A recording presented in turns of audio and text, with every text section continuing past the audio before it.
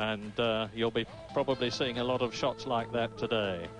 So, round 5 of the 1993 World Championship, and as I was saying, this race is critical to Alain Prost. Totally unexpectedly, when you look back to the beginning of the season, Ayrton Senna in the brand new McLaren, for the first time with Ford power this season, is leading the World Championship. But Alain Prost, thanks to his victory in San Marino and the retirement of Ayrton Senna, which compensated for Prost's retirement in South Africa, there's just that 2-point gap. And if Alain Prost can win this one, it would give him a small cushion over Ayrton Senna, who I know is aiming for 3rd place today. He would be satisfied with 3rd. He would obviously rather finish 2nd or 1st, but realistically, if he can finish 3rd and get 4 points, that would still leave him within striking distance of the World Championship lead when he went to Monaco for, from his point of view, hopefully a record 6th victory. But anyway, back to Spain. There they are. That's a very, very long straight. They exit turn 15, which is just out of the top of your picture, at some 155 miles an hour, accelerating. They go over the start and finish line, and you can see that at about 180 miles an hour. And by the time they get to the bridge, which just precedes the right-hand turn 1, they're doing some 200 miles an hour. Right up to the 90-metre board, and then they back off, change down, brake hard. And this circuit, unlike many, has got some gradient in it because it climbs from turn 1 up to and including turn 3. There are a series of very, very long, sweeping right and left-hand bends where the G loads on the drivers are absolutely tremendous, 4.5 to 5 G, which means to say that their body weight or head weight is going to be 5 times normal, and you can imagine the strain on the neck muscles as they're trying to keep their heads up to see where they're going. And we had several people going off in the warm-up this morning when it was damp and greasy. Damon Hill went off. He did a Nigel Mansell, as Nigel did in Monaco years ago. He put his rear wheels on a white line, like the one that you can see through the middle of your picture now, and the slippery paint just broke the adhesion between his tyre and the tarmac, and off he went. But fortunately for him, he went off into one of the volcanic ash traps as opposed to sand traps, which are around this Catalunya circuit, and his car was dusty but undamaged. They cleaned it up, and he's been out for his couple of assembly laps before going onto the grid, and the car is perfectly all right. You've just heard Jonathan Palmer talking to him. So the lead cars on the grid, that is to say the 2 Williams, Senna's McLaren, and the Sauber of Wendlinger, who is behind Schumacher and Patrese, have got traction control, but the 2 Benettons of Schumacher and Patrese have not, and I'm quite sure you're going to be hearing a lot from all of us about Riccardo Patrese this afternoon, because all of a sudden, for a lot of reasons, some of which we will be talking about, Riccardo has suddenly come good here in Spain after struggling with the Benetton and having all sorts of psychological and other problems with it. He came good yesterday. It was 5th fastest on the grid. He repeated that today because he was 5th fastest in the warm-up. He says he now feels settled and confident with the car and the team after 5 long years with Williams and perhaps being spoilt a little. But it's going to be very interesting to see the Italian's performance, because there is no doubt that he is under a lot of pressure from his team and from the media. This race, 65 laps, which is, as usual, just under 200 miles, 192 to the nearest full mile. And the lap length is 2.9 miles. I've told you something about the corners. The quickest one is the last one, where they come plunging downhill out of the 130 mile an hour blind turn 14 into the last right-hander at 155 miles an hour. And you are about to see that final assembly lap. Now, that is Gerhard Berger's car. You're sitting almost in the cockpit with the Austrian, who is very phlegmatic about the poor performance of the Ferraris this season, and away they go for the assembly lap. Alain Prost on your right, Damon Hill on your left, Ayrton Senna temporarily. Damon Hill hopes moves ahead of the Williams Renault. And the yellow and green cars, of course, are Michael Schumacher's Benetton. There's Patrese Benetton, Carl Wendlinger. And Johnny Herbert stuck on the grid. Johnny Herbert is still sitting there, and that means to say, poor Johnny Herbert, after his highest grid position, 10th, is going to have to start last, because you're not allowed to make up places. You're with Ayrton Senna now. Yes, at the moment, he still hasn't got away. The mechanics around the car. But engine's running. The suspension's going up and down, so they've obviously got a problem with the active suspension. Car bouncing up and down a bit funnily. Which is ironic, because when I was talking to Johnny just before the race was to begin, he was saying that the car has been very reliable, including especially the active suspension. And the good news is that he's just accelerating away now and will be able to catch up the cars in line, which are making their way gently around the track on this assembly lap. But as I say, appalling luck, and poor Johnny seems to have more than his share of it, because instead of starting 10th, he's going to be starting in 26th position. That means to say that Mark Blundell, who's starting 12th on the grid, will have an advantage, because instead of having Johnny Herbert's Lotus in front of him, he'll have a clear track. Alain Prost leads round, Damon Hill, Ayrton Senna third on the grid, Michael Schumacher fourth. Now this is the 155-mile-an-hour right-hander I was telling you about, and you can see the one of the longest Grand Prix straights of them all from the camera on 3 times world champion Ayrton Senna's McLaren Ford. Senna will come up behind Prost. Damon Hill peels off to the right. Prost, of course, has got the advantage. Tremendous power from the Renault engine. See, the cars tend to follow in line astern until they get very close to their grid position. That's for a reason, namely that this is the side of the track that is cleaned by the cars going all the time. They stay on the left-hand side of the straight in normal running, and with these hot, sticky tires, they pick up any rubbish, any dirt that might be on the circuit, so they go off the racing line for as limited time as possible and just move over to their grid position. There's the view from Ayrton Senna's cockpit. Johnny Herbert coming up at the rear. You can just see him coming into his position on the left-hand side of your picture now. Now we wait for the traditional sight of the man with the green flag to indicate to the starter that all is clear on the grid. Look for yellow flags. Away! Senna closing up on Alain Prost. Damon Hill is ahead of the Frenchman, and Damon Hill is going to lead into the first right-hander. A beautiful start, and Ayrton Senna is tucked up right behind him. Prost trying to drive right out the outside of the Frenchman. Hill leads, and Prost is second. This is Ayrton Senna's car that we are with. Now, you'll be able to see the power of the Williams, particularly on that long straight. And everybody got away well. There's Jean Alesi trying to come up through the field in the Ferrari, tightly bunched at the rear. And we're going to be watching particularly the performance of the 2 Swiss Salvos, because they went extremely well in practice, with Carl Wendlinger in 6th position. There is Michael Andretti, and he has got Alesi behind him. So, Hill, Prost, Senna, Schumacher, Patrese 5th, Andretti is up into 6th position. So the American has got a good start this time. There is Alesi 7th behind him, Wendlinger down to 8th position.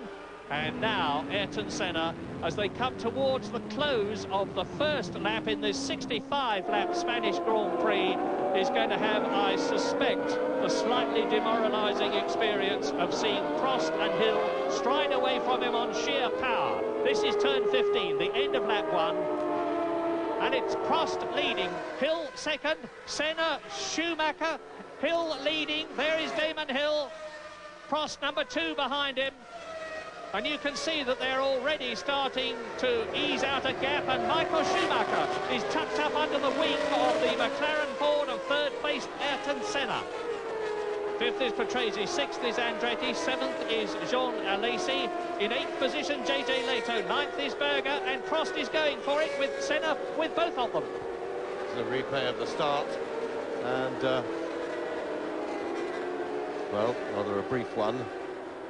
Back to the race, and Senna clinging on, but I don't think he's going to be in touch for very long, as the Williamses can afford to play themselves in quite steadily and then get into their stride. Prost will be quite happy to trail teammate Hill for a few laps until at least they've seen off the opposition and can have their race on their own, I'm quite sure. Well, the interest now is this. Here we are, and somebody running off on the top right of your picture. It's one of the Tyrrells, and it's Katayama, Okio Katayama, the Japanese driver. The Tyrrells have had an awful practice. They've had engine problems, they've had car problems. That car is basically 3 years old. He was back on the circuit then, but the right front wheel was in the air. I think he had a flat left rear tyre, or certainly there was damage. So, end of the straight. Prost just coming out to get a better view, not to attempt to pass, and he went a little bit wide there as a result of getting the better view. And Senna clings on.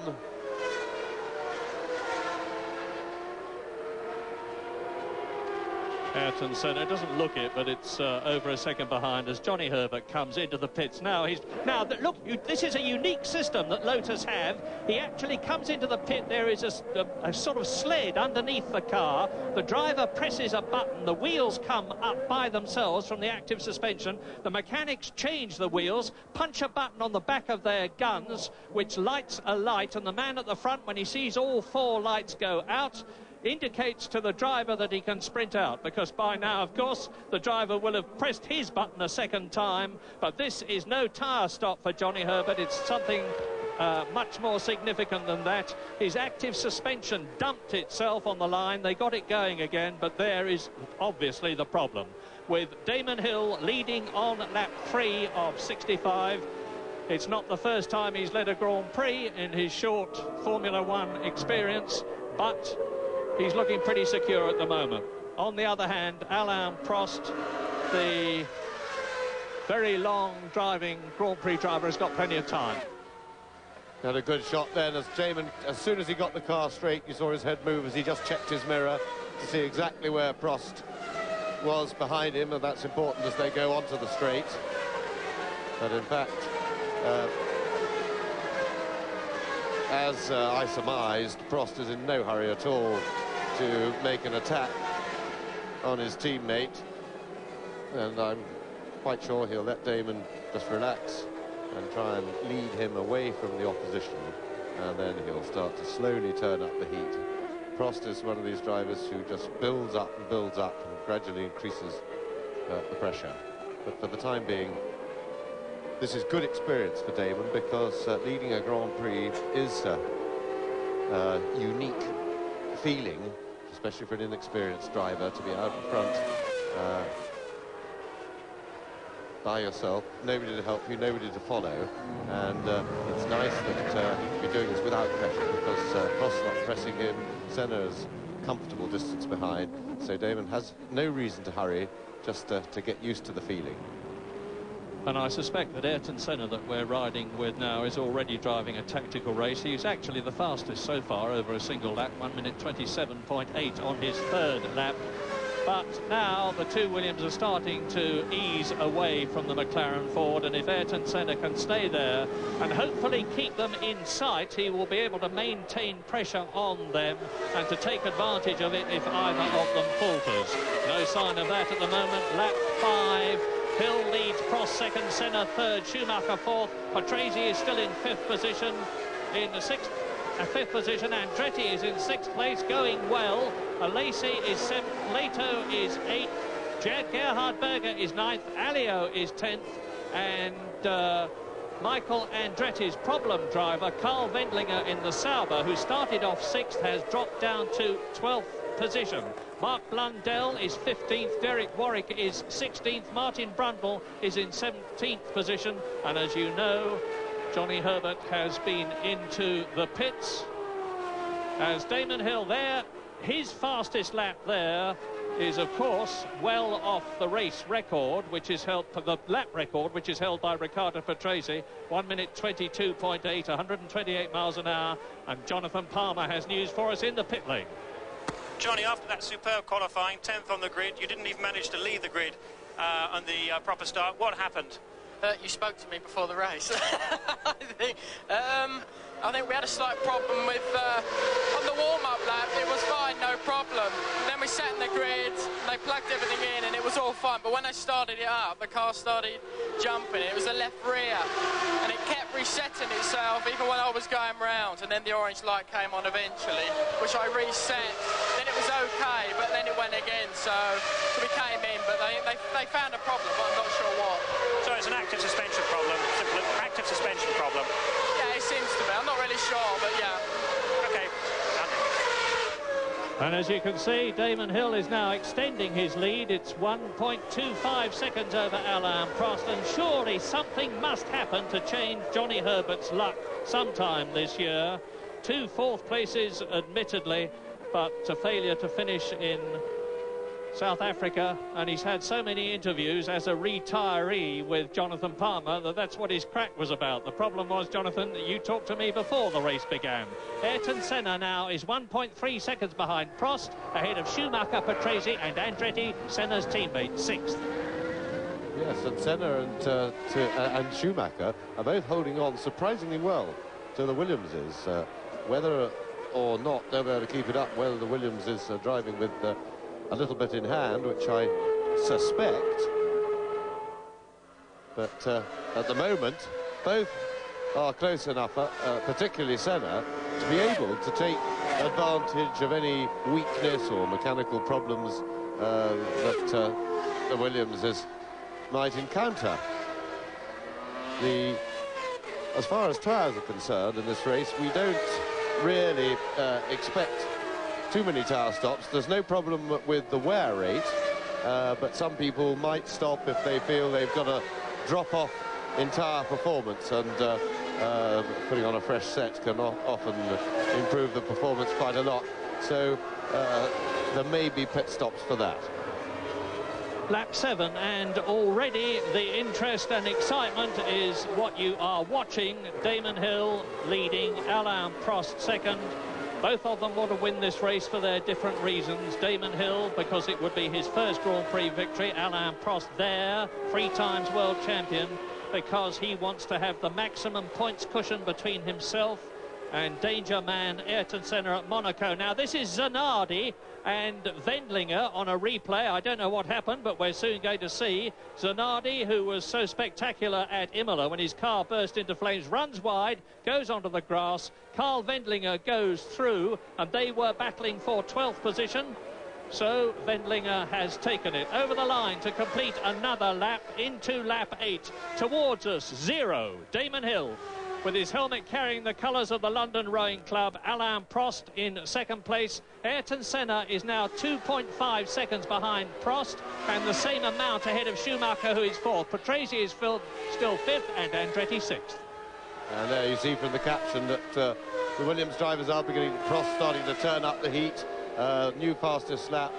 Every one of the last 3 laps has been done by a Williams in this race. Well, I tell a lie, Senna did it 3 laps ago, but the pace is turning on, and they've inched away from Senna a little bit. But significantly, Prost is now getting closer to Damon Hill. And we had a generous tribute from Alain Prost yesterday, because he was asked what the biggest surprise of 1993 had been to him so far, and he said the McLaren, because as those of you who are enthusiasts will know, McLaren had been using Honda power since 1988, lost it at the end of last year when Honda retired from Formula One.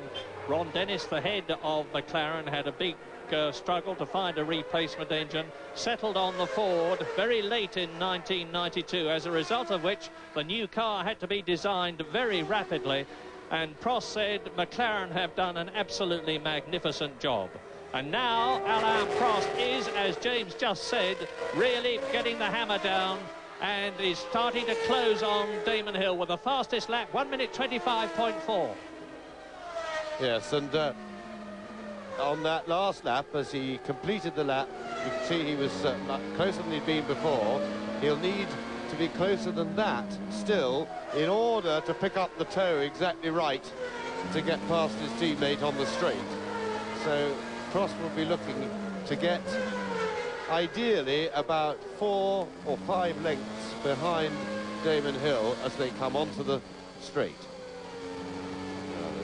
3 corners to go.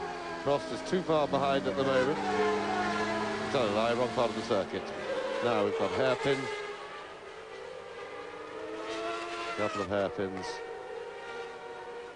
Now the right hand 180-degree corner, and then 2 quick right-handers, the second of them being onto the straight. Prost is not really close enough to toe past Hill this time.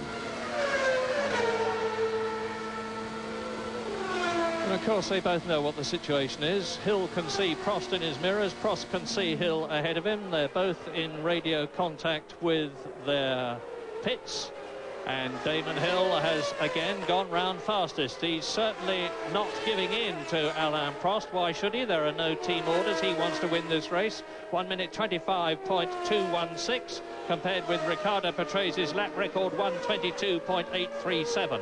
That's 128 miles an hour. And Prost in practice went round in pole position in 1 minute 17.3. And there's Ayrton Senna hanging on in 3rd position, pulling away from Schumacher. He's now about 2 seconds ahead of the German in the Benetton. And again demonstrating that the Ford Power is doing a better job in the McLaren, and Ayrton Senna exploiting it to the full. Patrese is still in 5th position, but he's dropping back from Schumacher. 6th is Andretti still, 7th is Alesi, and Andretti is on his own, so he's got no danger problems from Wendling or anybody else as he has in previous races, and stands a good chance of going more than half distance, which is what he did in Imola, and that was the longest he had gone, having crashed out in South Africa, Brazil and Donington. Prost just about close enough to get the toe. Remember, he's now in the hole in the air made by Damon Hill's car, and he's coming alongside, and Prost takes the lead. No fight from Damon, very neatly done, almost looked like beautiful team drill. And yet another new fastest lap for Prost. Remember, of course, that the fuel load is coming down in the cars, and that makes them lighter and therefore faster on acceleration and more effective in cornering. This is the replay, of course, of that very straightforward classic overtaking manoeuvre. Come onto the straight quickly, perfectly positioned, long straight. Car in front makes this hole in the air, and there you see the effect work of how it works.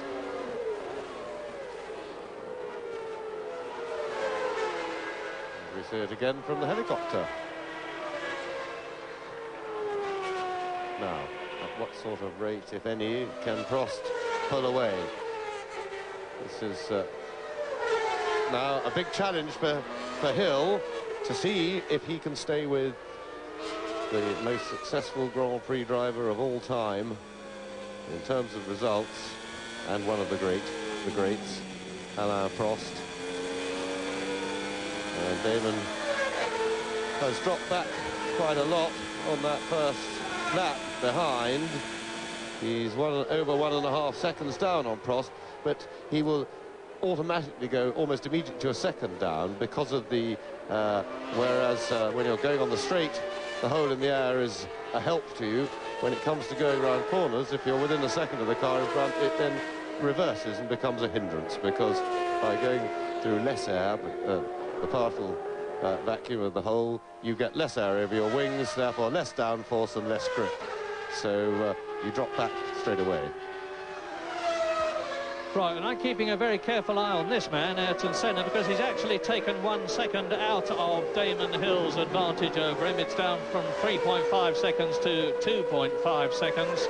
There is the Brazilian. You can see there's quite a gap before Michael Schumacher in 4th position. look now, if we hold the shot, which we don't, for Riccardo Patrese in 5th place, 9 seconds behind Michael Schumacher. So it's Williams-Renault leading, Williams-Renault 2nd, McLaren Ford 3rd, this Benetton Ford in 4th position, another one of them, Riccardo Patrese is 5th, the 2nd McLaren Ford of Michael Andretti in 6th position, now starting to get the hang of this Formula One, which has been a problem, and Martin Brundle out of the Spanish Grand Prix on lap 12, and you can see what the problem is. Martin actually has flu and was feeling very, very groggy yesterday. I talked to him this morning. He said, I feel better. Now, it's a Suzuki on the left in the footwork Mugen. Martin, well, you don't need me to tell you what's happening. You can see he's locked up. His left front absolutely stationary. He lifts the brakes as he goes onto the grass, but he's on the wrong line, and the rear tyres cut into the grass. Here's another replay. Suzuki goes through, no problem for him. Martin Brundle then out of the race to join Ukiyo Katayama, who went out on lap 2, Johnny Herbert, who went out on lap 4. 25 cars started this race out of the 26 who tried to qualify, and the one who failed to start was Michele Alboreto. Yes, and that will be a disappointment to big disappointment for Martin Brundle, because we'd all hoped that he was making a mirror image season of last year, when he had a bad start also to last season, and then it all started to come good at Imola. When it came good at Imola, and he was in the points and then stayed that way for most of the rest of the season. He had a terrible start this year, came good at Imola, and we were hoping for some consistent point scoring, but there we are, a disappointment for Martin, and unfortunate to be unwell at such a physically demanding circuit, or have to drive anyway when unwell. Right, now a lot of people have asked me to try and go lower down the field during a race, so here goes. So there are 23 drivers left out of the 25 who started. Alain Prost is leading, Hill second, Senna third, Schumacher fourth, Patrese is fifth, and Michael Andretti is in 6th position. Alesi 7th, then it's Leto, Berger 8th and 9th. Alio is 10th ahead of Comas, Wendlinger and Zanardi 13th. Barrichello, the Brazilian, is in 14th place. Mark Blundell, who's caught the flu from Martin Brundle, is 15th ahead of Derek Warwick. Then it's Suzuki, Badoa, Thierry Boutsen 19th.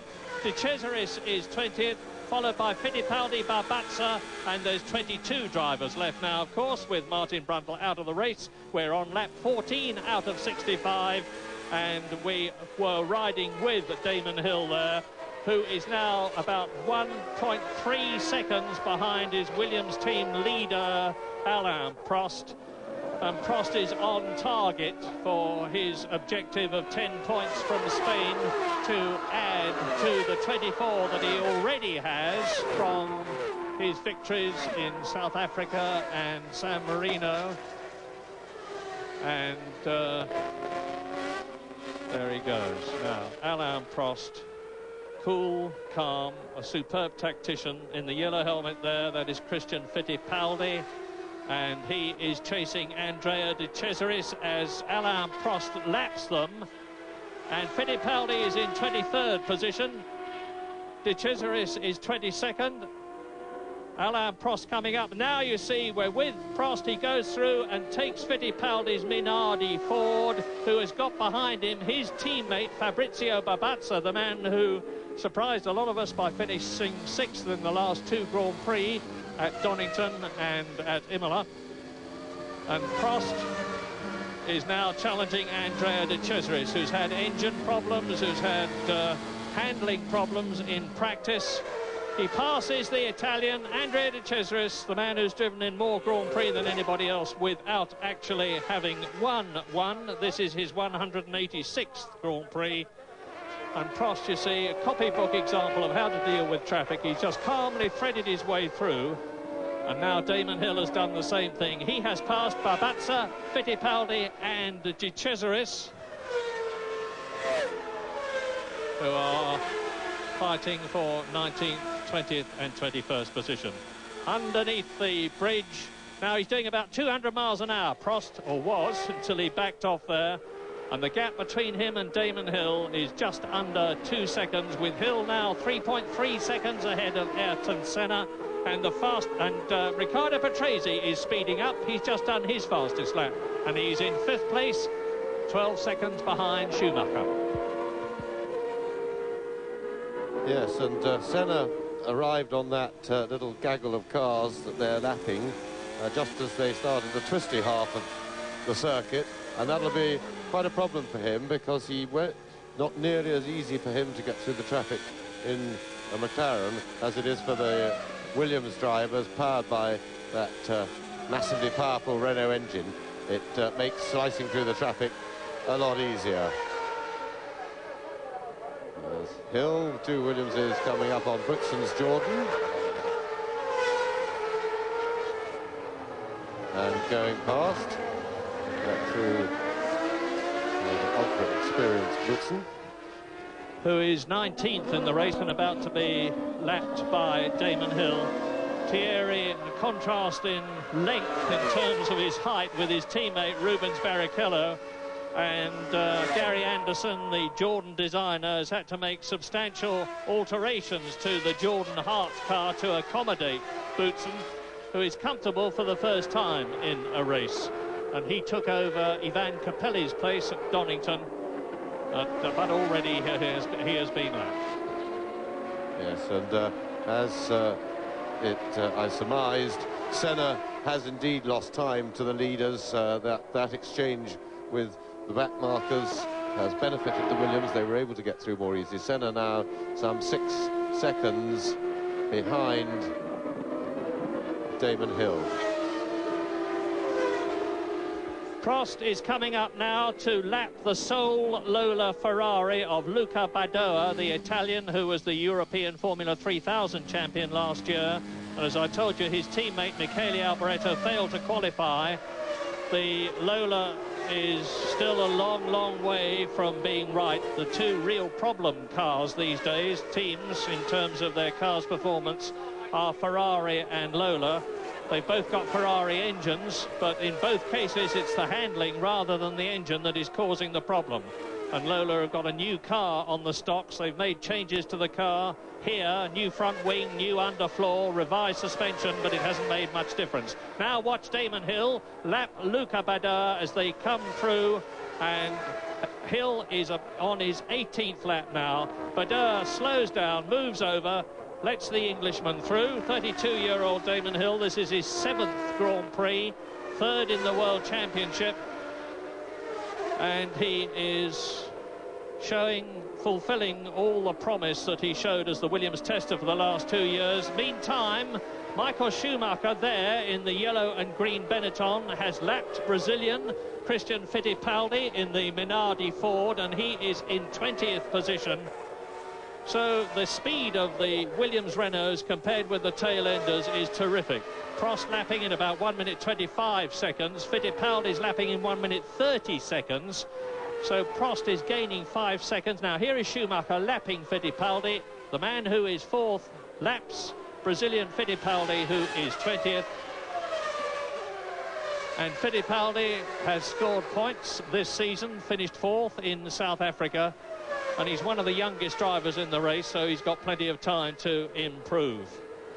He's the son of Wilson Fittipaldi and the nephew of the great double world champion Emerson Fittipaldi. So, Michael Schumacher, who was hoping for more from the Benetton in this race, and to be honest, I think it is showing, because Schumacher and Patrese down in 4th and 5th positions are certainly being shown the way by Ayrton Senna, as you would expect, of course, because arguably Senna is the best driver in this race, and that would include even this man, Alain Prost. Both of them 3 times world champion. And Senna, with the Ford V8 engine, is having to give away a substantial horsepower advantage to Alain Prost that we are riding with now. Now let's see if we can pick them up on this circuit and take you around. It's quite a difficult one to identify where they are. So Prost is coming through now. This is turn 14. No, I tell a lie. He's coming up to turn 14 when he's come out of this long left-hander, the hairpin down. Now, this is turn 13, which he takes at about 80 miles an hour. Accelerates hard. And when I tell you that this Williams car will accelerate from 0 to 140 and back and break down to 40 miles an hour in about 4 seconds, it's difficult to comprehend, but that is how neck-snapping their acceleration is. Now, Prost into turn 1 from 200 miles an hour down to second gear, about 100 miles an hour. It starts to climb here. The left-hander, that's turn 2, up to the Curvone in 5th gear, up into 6th gear here, down into another right-hander, which is turn 4, about 80 miles an hour, accelerating to 120 as he exits it in 4th gear, accelerating to 140 miles an hour into the left-hander at Seat. That was 2nd gear, now 3rd, 4th, 5th gear, still swinging left, still in 5th gear. This is about 150 miles an hour into the right-hander, climbing uphill now to the 140 mile an hour blind corner at Campsa, 4th gear. Now flick through the right and left down to La Caixa, the very, very tight left-hander, and that is a 3rd gear corner. And that's about 70 miles an hour as he enters. Accelerate hard into the right-hander at turn 13, the Banque de Sabadell. Into turn 14, and you have just done almost a lap with Prost as he goes with Damon Hill now. And that's the gap, you see, between the two Williams cars. First, Alain Prost, second, Damon Hill. Williams-Renault first and second, with Prost leading Hill by 2.4 seconds as they go into their 20th lap. Well, I'm down with Martin Brundle in the pit lane. Martin, we saw you go off with the car looking very unstable. Just what happened? Well, I think that the right rear tyre burst. I'm sure we know the quality of the Goodyears is absolutely excellent. That would have been generated by a slow puncture. The fact that Aguirre was beside me was totally coincidental. It just reduced the amount of space I had available to save the car. So what sort of speed were you doing when the tyre went? About 190, something like that. Worrying moment? Not at the time, because your concentration is fully on trying to keep the thing out of the wall, but when you reflect on it tomorrow morning, maybe you'll think about it. But, you know, that's just part and parcel of what we do. Very hard luck indeed, Martin. Thanks. Well, if it wasn't worrying, I bet it had his attention, and that for poor Martin Brundle was the 4th failure to finish a Grand Prix as Damon Hill laps Aguirre Suzuki in the footwork. Martin Brundle failed to finish in South Africa, Brazil and Donington, made up for it to a great extent with that fine 3rd position at San Marino, but out for the 4th time through no fault of his own. He goes here at Spain as Alain Prost completes now his 21st lap in this 65-lap event. Damon Hill very much has him in sight, 2.6 seconds. And Ayrton Senna crosses the line as I talk to you. And the gap between the McLaren and Damon Hill is now 9.5 seconds. And the one thing that we certainly do not expect the Williams-Renault to be is unreliable.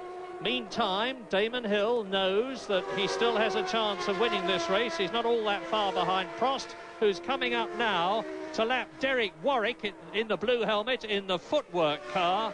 And Derek is in 16th place now. And ahead of Derek Warwick is Mark Blundell in the second Ligier. The first one, of course, was that of Martin Brundle, and he's retired, as you know. So, let's watch Prost. And remember that Aguirre Suzuki caused a bit of problem, caused some problems at Imola by holding up Carl Wendlinger, for which Suzuki was given a stop-go penalty of 10 seconds. Derek Warwick is now ahead of Alain Prost, and this is giving Damon Hill, and you can see it for yourselves, the opportunity to close up on his teammate Alain Prost. The gap was 2.6 seconds. It's considerably less than that now, and it's because Alain Prost is held up, I'm sure unwittingly, by Derek Warwick. Now, this is where Prost should dive out from underneath the wing of the footwork Mugen. He'll leave it to the last second in the hope that he can get past before Damon Hill, but his hope is thwarted. Damon Hill goes through as well, now much closer to Prost on lap 23.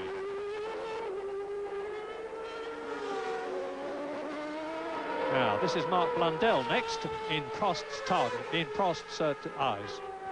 Yes, and of course, here's a replay of Prost going past, seen from Damon Hill's cockpit, and Hill, quite rightly, jumps straight through, jumps Warwick into the corner, and they're both of them just getting past Blundell, who made the space, because, of course, with Renault power, he would have been potentially a bit of a hold-up, and this traffic may well temporarily have delayed them a bit and bring Senna a little bit closer than the 9 seconds he is adrift. But of course, just a minute or so later, Senna will catch them up. A couple of minutes later, he will have to get through the traffic, and that gap is liable to go out again.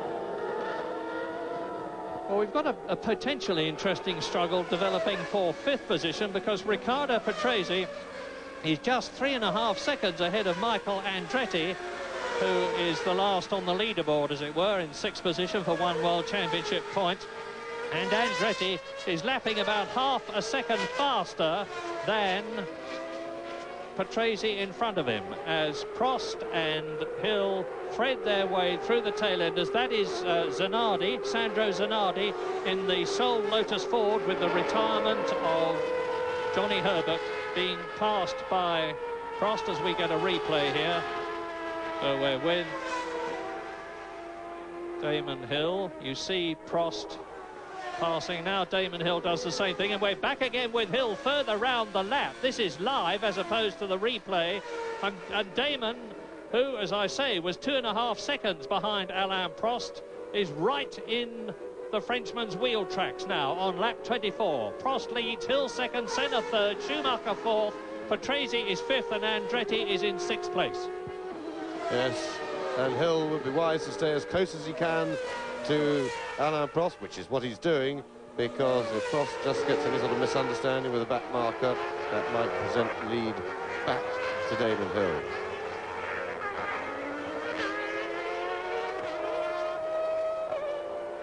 Quite heavy traffic that they've been in for some 3 laps now. Senna now under 8 seconds. That's Carl Vendinger going past, but running quite a lot of wing on the Sauber, and Hill's towing right up to go inside Alain Prost. He's challenging Prost for the lead. There's a little bit of discretion there from Damon Hill, but he certainly had a chance, but Prost kept him right over on the inside, which was good tactics.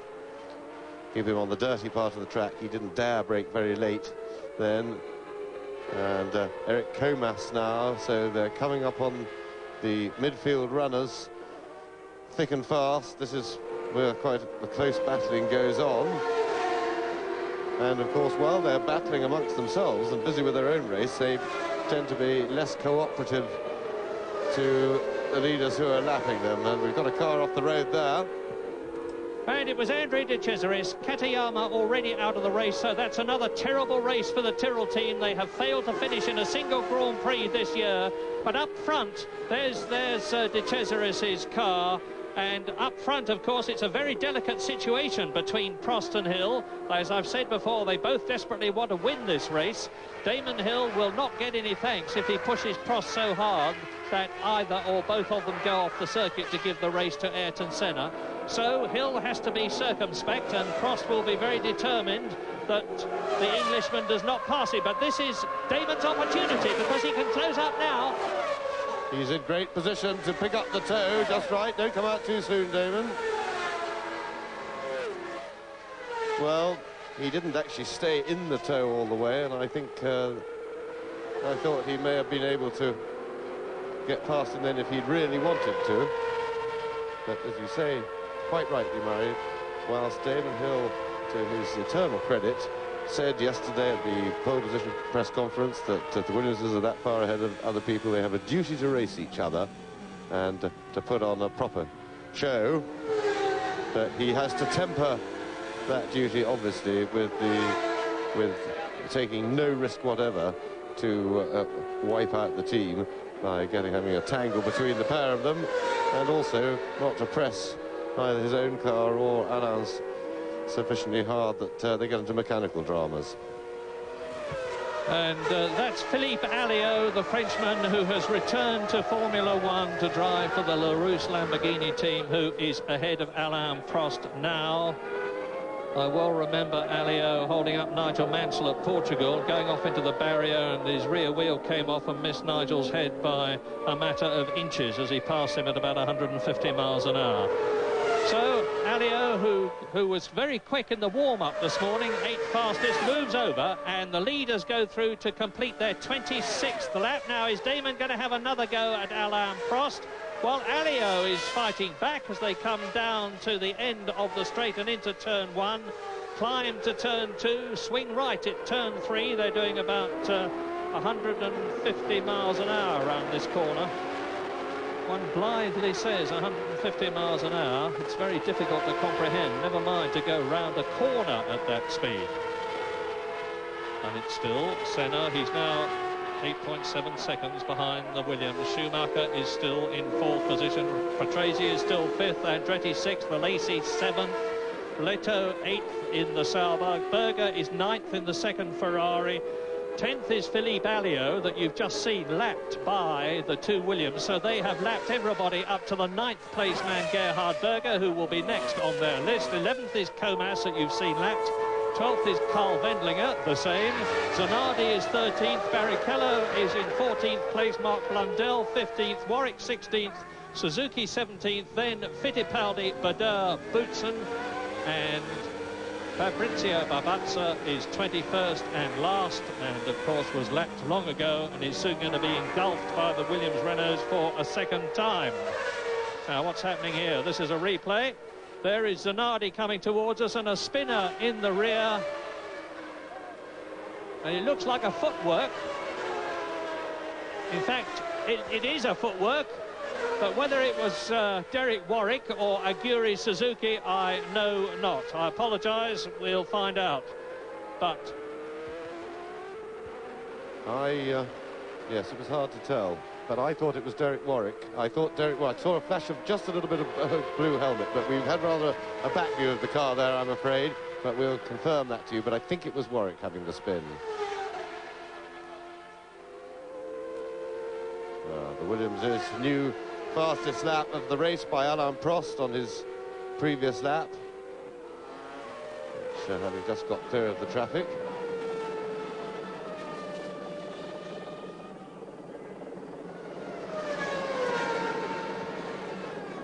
And yes, it was Derek Warwick who had the spin. And while you watch the leaders, I can tell you that JJ Leto has moved up in the Sauber and is attacking Jean Alesi in the Ferrari for 7th position. And there is Ayrton Senna lapping Carl Wendlinger, who is in 12th position. So the first 3 have lapped the Austrian, who's not having a good race by his standards, because he's gone extremely well this season, both in qualifying, not in the races. He's failed to finish so far this year, whereas his teammate JJ Leto, who's coming up on Alesi, has already scored World Championship points. Now, here is Senna lapping Eric Comas, who is 10th in the Lamborghini, turns in and nearly chops the nose off Ayrton Senna's McLaren Ford, and the Brazilian undoubtedly had to slow down a bit, and that's given Wendlinger, who'd got superior momentum. Now here's a replay. Now watch Comas move across as Senna dives into the gap and put his wheels just up on the curb and had to back right off. I should think there would have been a few Brazilian expletives inside his yellow helmet there. Yes, it was a bit of a long shot by Senna. I'm sure he was ready for Comas to do that, but he was hoping to intimidate Comas into making room for him, as Comas really ought to have done, in view of the fact that he was being lapped. But of course, Comas was aware of Wendlinger being close to him, and they're having their own race. Comas is in 10th place, Wendlinger in 11th, and Leto still behind Jean Alesi, and it's going to be hard work for him to pass, because Sauber does tend to run quite a lot of wing, and Senna still frustrated behind Eric Comas, who was not very cooperative with the Williamses either, but of course they've got that extra bit of power to push them down the short straights and get alongside. So Senna really will be quite frustrated, because apart from anything else, the the roost with this Lamborghini engine is quite quick on the straight, because Senna's not really making any progress, but he'll have a go from behind. And he's got alongside this time, and I should think he's pretty angry.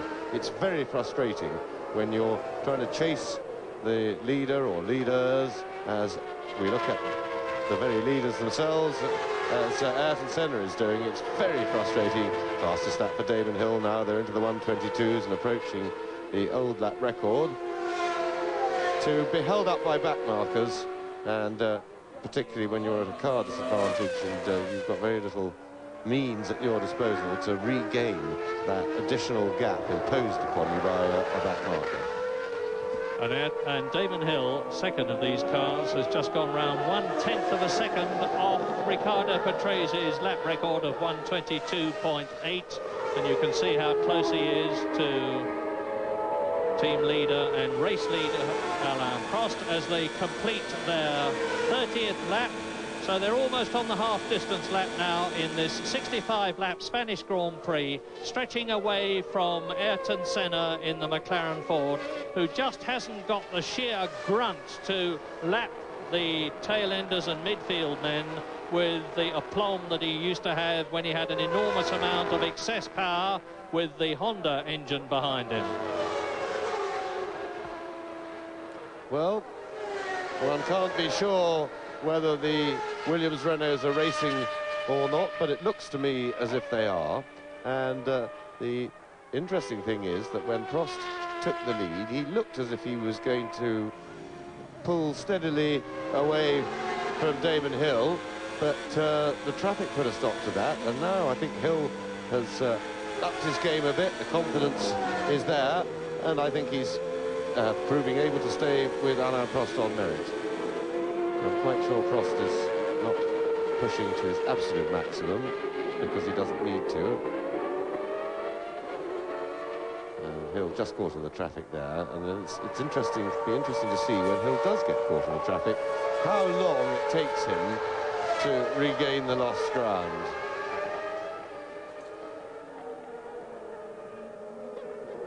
Coming around to complete another lap. They got clear track in front, chance for Damon to break the lap record in his pursuit of Prost. And you saw that Fabrizio Barbazza has been lapped for a second time. They've just passed Andrea De Cesaris, who has therefore somehow ungummed himself from the compromising position he was in and has rejoined the circuit as Gerhard Berger in the Ferrari comes in now. We didn't expect anybody to be stopping for tyres. They're all fitting Goodyear's C compound tyre, and he sprints out in 5.5 seconds, and that was on lap 32. But Gerhard is notoriously hard on tyres, and this is a circuit, of course, which is very smooth. He's probably got a bit of wheel spin. His active suspension, we know, is not working, and that would have compounded the problem and probably accounted for him coming in for the sole tyre stop that we've had so far. 5.5 seconds on lap 31. And Alain Prost leads, so we're into the second half of the race now with the Frenchman, and we're with Damon Hill. You can see Alain Prost, Williams Renault ahead. Senna is 17 seconds behind Hill now, so the Williams have got the race in their pocket, provided they can just keep going. Senna is 8 seconds ahead of Schumacher, who is 20 seconds ahead of Patrese in fifth position. And Patrese is 6 seconds ahead of Michael Andretti, who is going well and is about to enter the second half of the Spanish Grand Prix, and that would be his longest Formula One race distance so far if he does so, and that will do a lot for the Americans' confidence. Meantime, Senna has speeded up a bit, but he's still slower, and noticeably so, almost a second slower per lap than the flying Williams Renaults. This is a fascinating struggle that we're watching, because it is the age and experience of Alain Prost in his 188th Grand Prix, 3 times world champion, and he has won 46 of those races, against the comparative inexperience of Damon Hill, who is only in his 7th Grand Prix and driving magnificently. As for the second time, Prost comes up to lap Luca Badoer's Lola Ferrari. And the leaders are on lap 33. Prost is past Badeur, who moves over and lets Damon Hill through. And they have lapped Gerhard Berger. I saw the Ferrari in the background now, just then. So that means to say that Prost and Hill have lapped everybody up to JJ Leto, who is in 8th position. The order, lap 33, Prost, Hill, Senna. Schumacher in 3rd position, ahead of his teammate, Patrese 4th, Andretti 5th, 6th, I'm sorry, Alesi is in 7th position, still running in the Ferrari, ahead of his teammate. 8th is Leto, 9th is Wendlinger, the two Saubers together. 10th is Comas, 11th is Zanardi, then Barrichello, Blundell, Suzuki 14th, Gerhard Berger 15th a lap, Derek Warwick a lap down, 16th position, Fittipaldi is 17th, Badeur 18th, then Boutsen and De Cesaris. And Damon pushing all the way, because this is not a team demonstration. This is a battle for the lead on lap 34 out of 65. And Damon Hill, of course, is getting marvellous experience, literally following in the wheel tracks of one of the greatest Grand Prix drivers of all time, studying Alain Prost's line, his braking, his acceleration.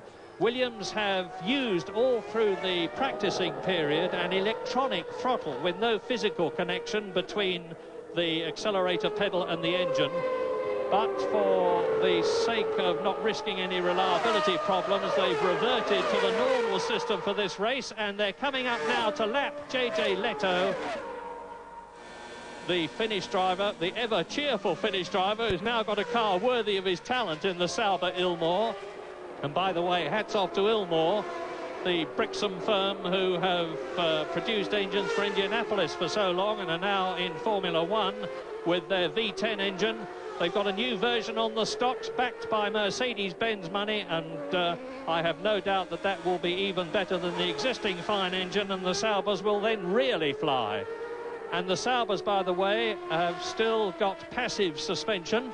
They don't have the more advanced and sophisticated active suspension system that the Williams, Renaults, and the McLarens have. And others, of course, including Ferrari, who wish they hadn't got it at the present moment.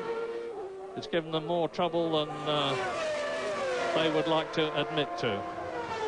And now they're up to Jean Alesi. Prost and Hill are shortly going to lap Jean Alesi, the Frenchman in the Ferrari, who is in 7th place. You can see there he is. I, traditionalist that I am, do not like that white stripe on the Ferrari. I would like to see it all scarlet, the famous Ferrari colouring scheme. But it's not to be, and Hill now is certainly in a position where he can attack Prost and go for the lead, because this is the 200-mile-an-hour point.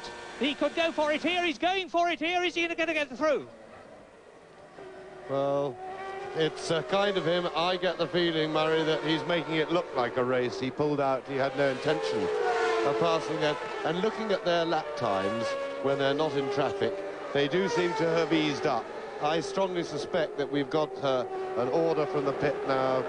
You're in a lot of traffic. Prost has probably asked that he can ease up and not be raced. So hopefully Damon will continue to make it look like a race, but I don't think it is a race anymore, I'm afraid to say. Oh, well.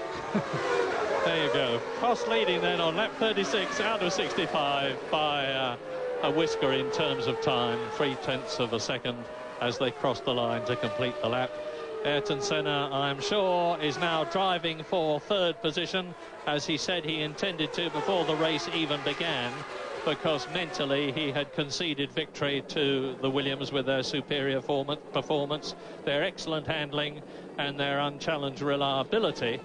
And if Senna finishes 3rd here, he won't be too unhappy. That will give him 4 points to lift his total to 30.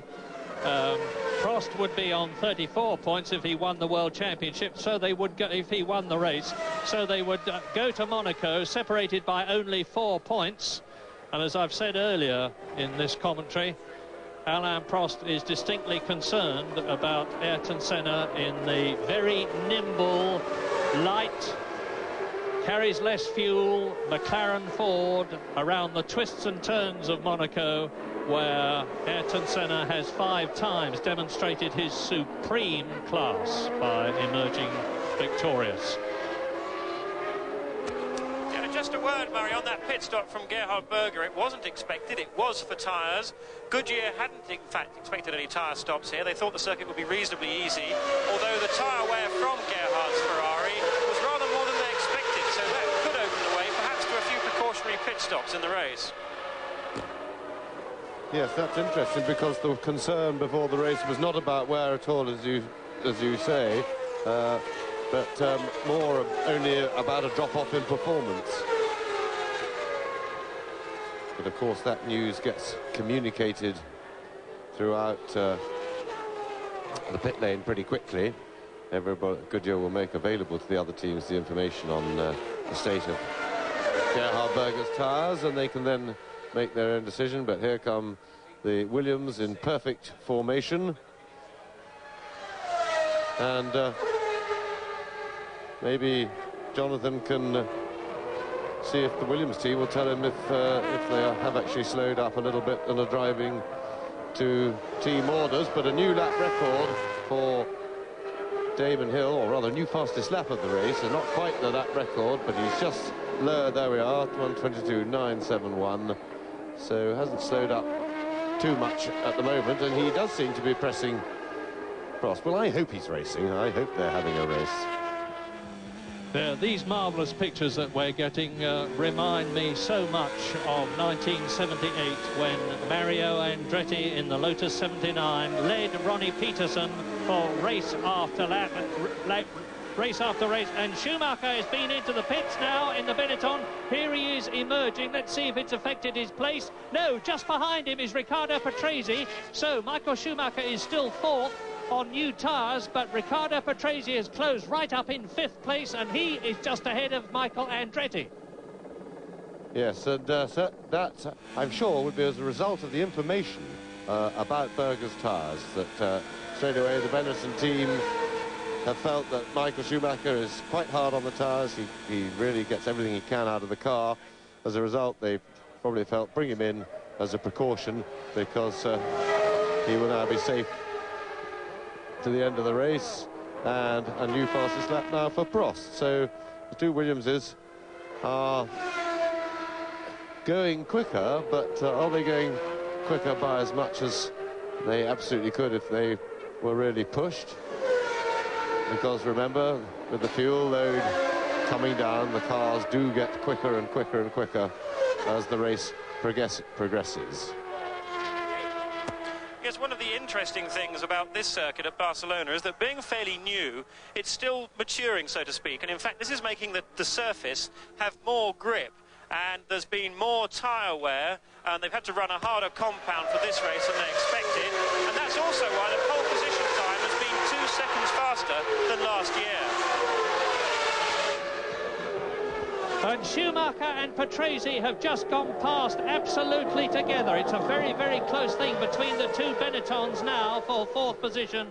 And Riccardo Patrese, who has had a cloud hanging over his future of late in the Benetton team, because he's not gone nearly as well in the Benetton Ford this year as he went in the Williams Renault in preceding years, is right up with Michael Schumacher, challenging for 4th place, a long way behind Ayrton Senna, but it's still, as I was saying, this sort of mirror image of Mario Andretti. Now, that is 0.03 of a second off the lap record of Riccardo Patrese, interestingly enough.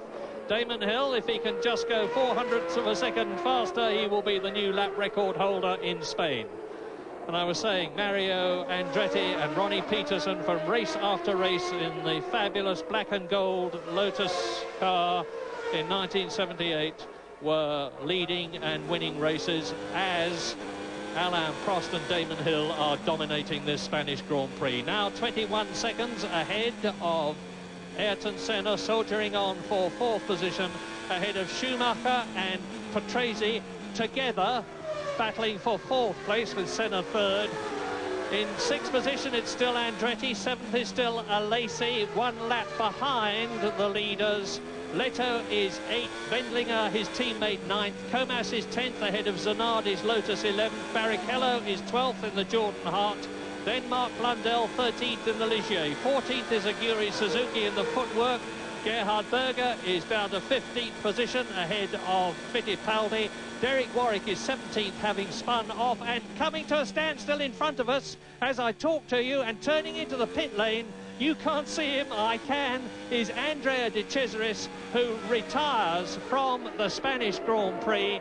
I thought he had before, but he certainly has now, and that is on lap 41. There you just see the Tyrrell being pushed into the pit lane. He chose a very convenient place to stop. That's the only gap in the pit wall. There's a sliding section which they have just slid shut. And what's this? This is Badoa and Barbazza. Barbazza spinning off in the Minardi, and I bet that's the end of his race, because he's in the volcanic ash and he won't get going. So that's Katayama out, his teammate De Cesaris out. Another awful race for Tyrrell. Johnny Herbert out, Martin Brundle out, and Fabrizio Barbazza. And that means to say that now in the Spanish Grand Prix there are just 20 cars left out of the 25 who started, and Alain Prost leads Damon Hill by a varying amount, but always a lot less than a second. And Damon Hill is now 1/100th of a second off the lap record. He's just gone round in 1 minute 22.84. And Hill's dropped back. Hill has dropped back and is coming into the pit lane. We're with Damon Hill now. Now, will Ayrton Senna move up into second place? Damon seems to be going very slowly indeed. He doesn't look as though he's under power to me, or if he is, he's going much slower than I would expect him to. And I'm watching for Senna, who's just gone through and up into second position.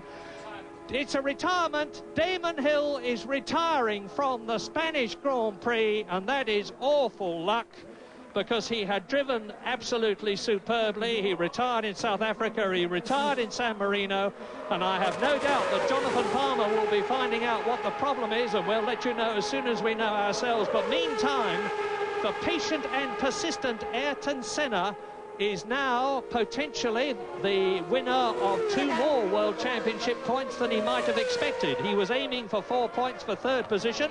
He's now up into 6 points for second position if he finishes where he is now. And of course, with Damon Hill out, here is the replay.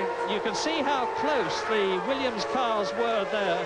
Prost and Hill, with smoke coming out of the back of the Williams Renault.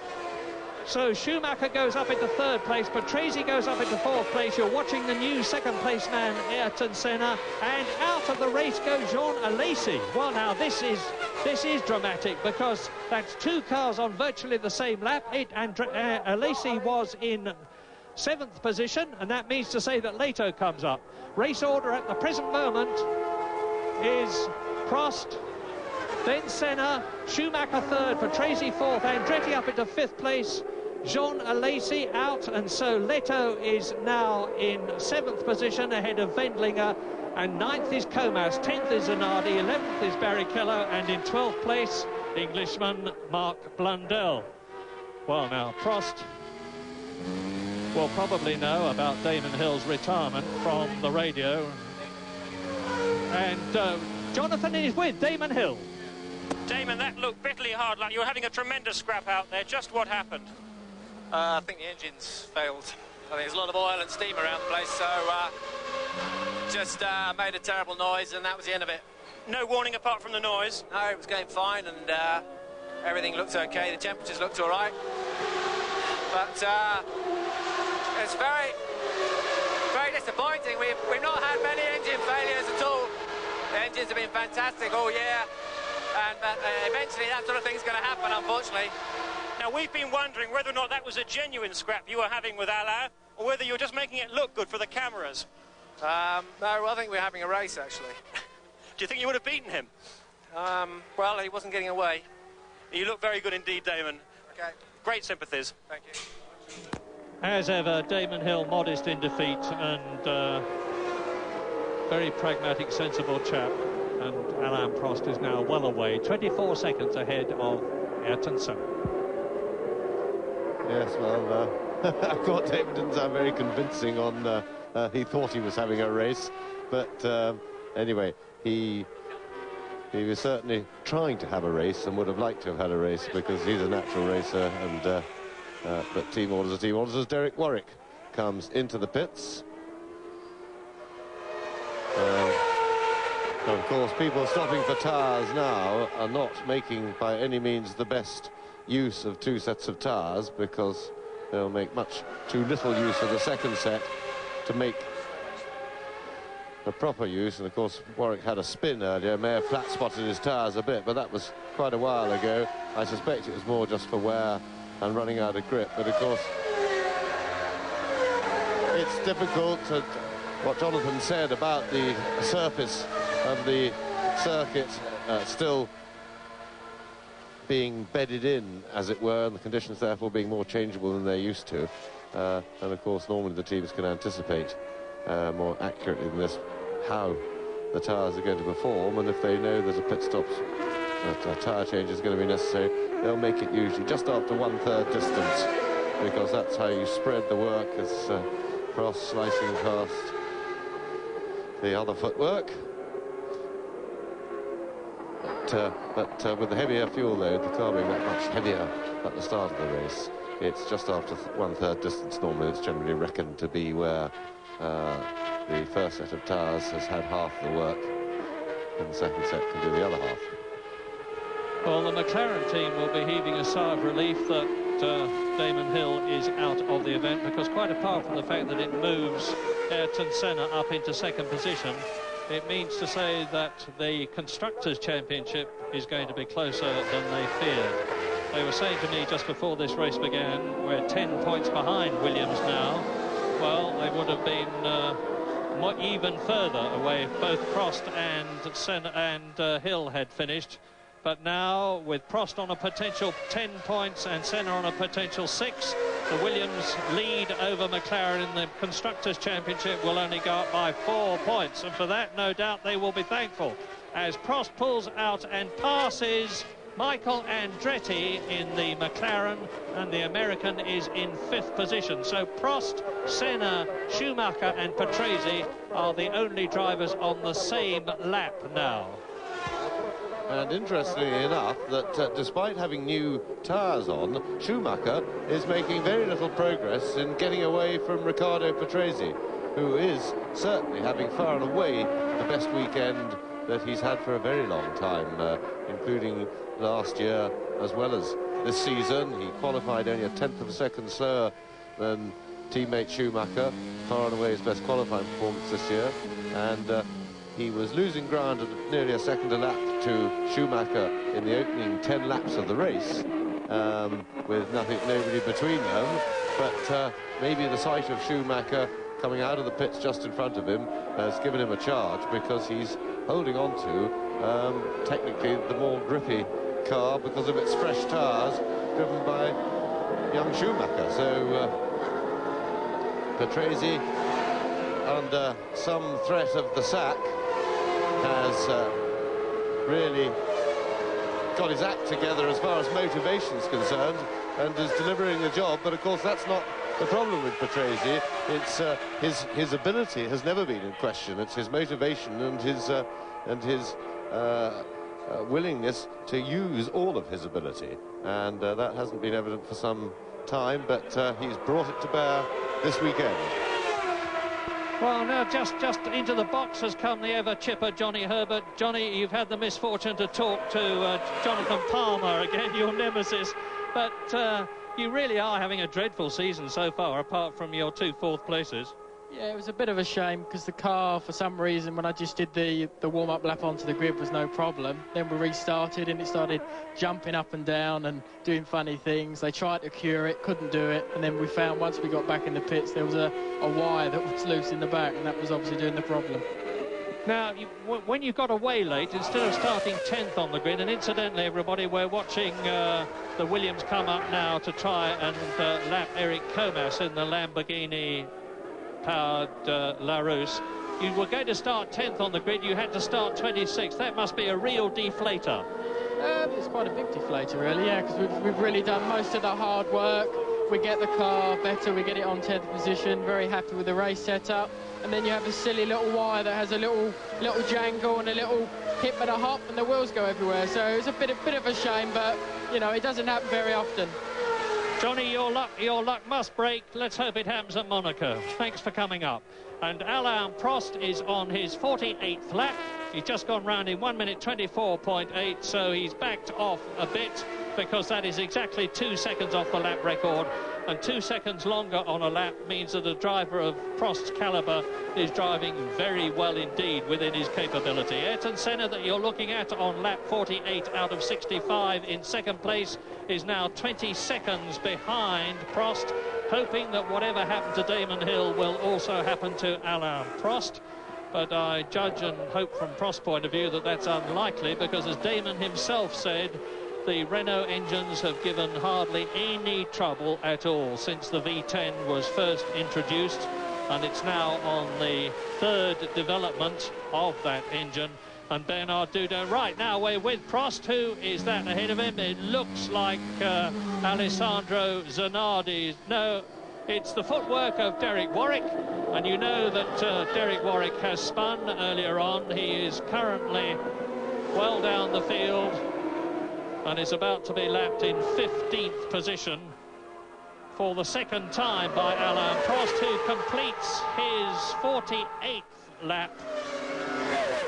And a 20-second cushion, which is what Prost has, is a very comfortable one for a driver indeed. It means that he can drive at, I don't know what percentage of his ability. James may have a view on it, but I would guess about 90% of his ability, and go round as regularly as a metronome without any problems. And Senna will be doing the same thing. He's lapping as near as makes very little difference in the same time as Alain Prost, maintaining the gap at about 18, 19 seconds. Yes, Senna is definitely still chasing. The lap before last, he did his own personal fastest lap of the race, and quite rightly, I mean, he won't want to take any risks, but he'll want to press as hard as he can just to keep Prost pushing his own car mechanically. He knows he's got no chance of catching him if Prost has no problems, but just making him drive the Williams to nearly maximum could, of course, bring on any mechanical weakness in the Williams. And in the meantime, his teammate Michael Andretti is headed for his first finish, and there's a new fastest lap, and for Michael Schumacher, and might have just squeezed under the old lap record, but so he's finally making that fresh set of tyres tell. Michael Andretti, of course, hasn't finished a Grand Prix yet, and he's running in 5th place, and he's over a minute behind teammate Ayrton Senna, and if Senna does keep the pressure on all the way to the end to chase Prost, then Senna will have lapped Michael Andretti. And this at a circuit where Andretti did quite a lot of testing in December. He knows it well, and he now knows the car well, and the performance of America's top driver, or joint top driver, is proving something of a disappointment in the higher echelons of Grand Prix racing. Well, Michael Schumacher in 3rd place that we're riding with is actually just 0.002 of a second outside the lap record, which is still held by Riccardo Patrese, and I don't know whether anybody will have any need to go a lot faster to try to beat it. There's no kudos from breaking the lap record. Apart from pride, there are no World Championship points involved, and Schumacher looks to me to be driving for 3rd position. He's 45 seconds behind the man you are watching now, Ayrton Senna, who is some 18 seconds behind Alain Prost. And on this lap, which is the 51st out of 65, Patrese is now some 14 seconds behind Schumacher, so he's dropped back in 4th position. Andretti is 5th, So McLaren are doing well. They've got both their cars for the first time this season in the World Championship points in the closing stages of a race.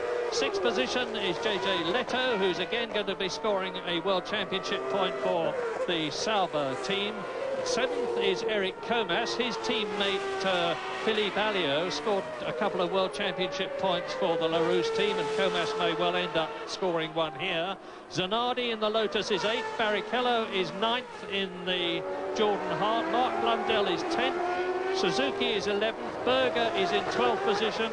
Fittipaldi is 13th. Boutsen in the second Jordan is 14th. Derek Warwick is 15th, 3 laps down. Luca Badoer is 16th and 17th, and just about classified at the present moment is Wendlinger in the second Sauber, although he's 7 laps behind. He's obviously had a major problem. I don't know what it is, because we've been concentrating on the leaders, especially this man, Alain Prost. And now that is a lap record. 122.76, 128.31 miles an hour to Michael Schumacher in the Benetton, and so he will be able proudly to say that he's been the quickest man in this race, because I don't think Alain Prost is going to speed up to try and beat the young German. 24 years old, and what an incredible Grand Prix career Schumacher has had, because he only came into Grand Prix racing in 1991 at Spa, driving for Jordan, and then last year he won his first Grand Prix victory in his first full year of Formula One racing. And there's Prost now. Is he going to score his 47th Grand Prix victory in this superb career of his? The little Frenchman who has scored a record number of World Championship points, 723.5 to be exact. And if you wonder how you score half a World Championship point, the answer is that you win the Monaco Grand Prix for McLaren in torrential conditions, just beating Ayrton Senna, who was then driving for Toleman, but the race was stopped early, as a result of which only half World Championship points were awarded. And instead of getting 9 for a victory, Alain Prost got 4.5. Well, suddenly a rush of activity down here in the McLaren pit. I think we can expect to see Ayrton Senna come in. He's certainly thinking about it. Thank you, Jonathan. Well, Senna is some 40 seconds ahead of Michael Schumacher as he comes into the pit lane on the 53rd lap. So since he's only got about 12 laps to go, he was obviously concerned about... And this is a long pit stop. The left rear is stuck. You can see the wheel gun going on. Now, we could be seeing Michael Schumacher coming through any second now. And as Ayrton Senna emerges from the pit lane, I'm watching for Michael Schumacher to come round the 155-mile-an-hour turn 14, and he does it. Now, Schumacher is very close now to Ayrton Senna. I would estimate that there's about a 4-second gap between them. And remember that Senna is on preheated tyres, but they won't be totally at race temperature. He will have to be a little careful on this first lap on his new tyres, and this will give Michael Schumacher the opportunity to close up on the Brazilian as Alain Prost goes through and completes his 53rd lap. He's on lap 54 out of 65, just 11 laps left to go between him and a magnificent 47th Grand Prix victory to lift his World Championship points to 733.5, a quite incredible score.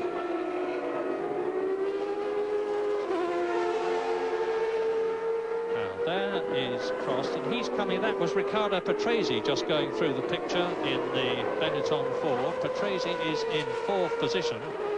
So by the end of this race, there's only going to be 3 people on the same lap, potentially. And they are, of course, Alain Prost, Ayrton Senna and Michael Schumacher. Now, you're looking through the lens of Alain Prost's camera at the Benetton Ford of Riccardo Patrese, who looks as though he is going to finish in his highest position this year, which would be a big fillip for his confidence was pretty shattered before this race. He finished 5th in Donington, in the European Grand Prix, but failed to finish in the other 3 in South Africa, Brazil and San Marino. And now the gap between himself and Alain Prost, who's about to lap him, as Prost goes through to complete his 54th lap, is shrinking rapidly. Into turn 1. This is 200 miles an hour, stand hard on it. Round turn 1 at well over 100 miles an hour, so they lose 100 miles an hour in the last few yards before the corner. That's how good modern carbon fibre disc brakes are.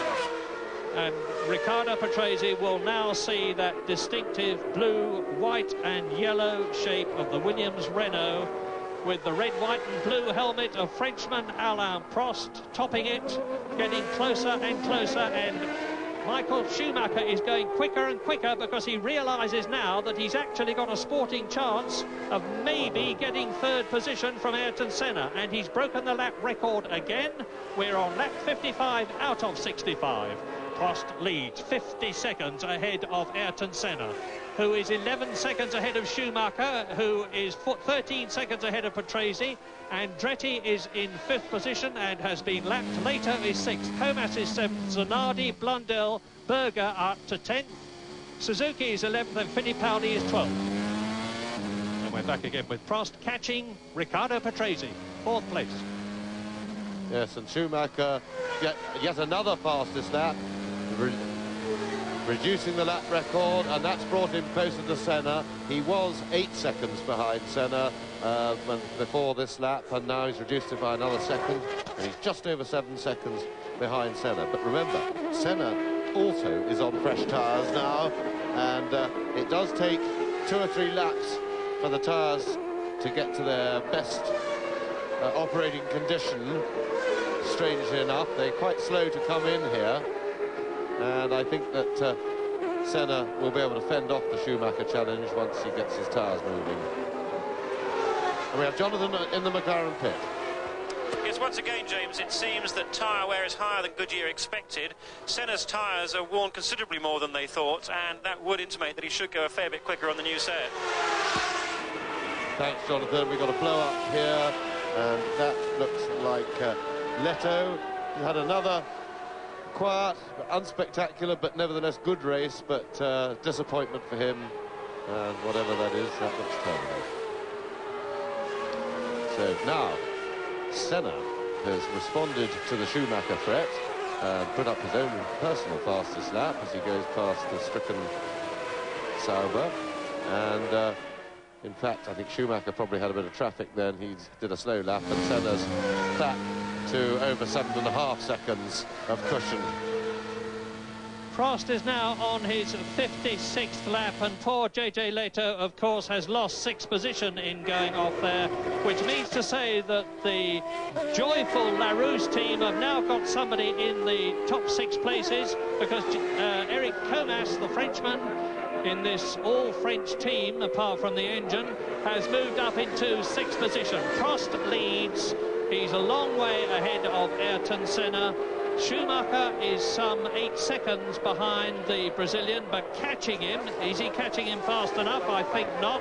Patrese has still not been lapped by Alain Prost that you're looking at, and the yellow and green Benetton of the veteran Italian, who's driven in more Grand Prix than anybody else, is ahead of Alain Prost.